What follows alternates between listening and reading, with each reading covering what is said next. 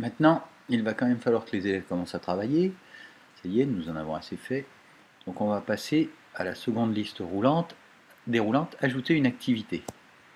On va commencer par le plus simple, demander aux élèves de déposer un fichier, de nous rendre un devoir qu'ils ont effectué, soit à partir d'un fichier qu'on leur avait déposé auparavant, soit à partir de rien du tout, un fichier qu'ils ont créé d'eux-mêmes. Le nom du devoir qu'ils vont nous rendre, travail 1, une éventuelle description, blablabla, éventuellement des disponibilités, c'est-à-dire à partir de quand ce lien va apparaître, voilà, à activer ou pas, et jusqu'à quand les élèves vont avoir le droit de rendre ce fichier.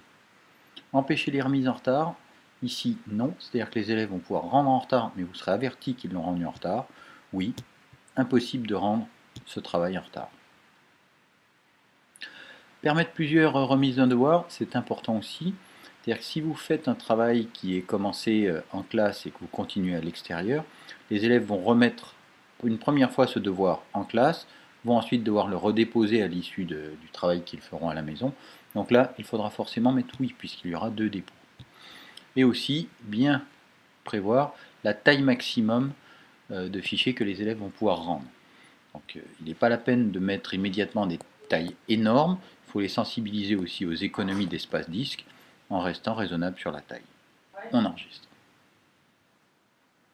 Voilà, le travail est déposé. Donc les élèves vont pouvoir, en cliquant ici, déposer leur fichier, tout simplement.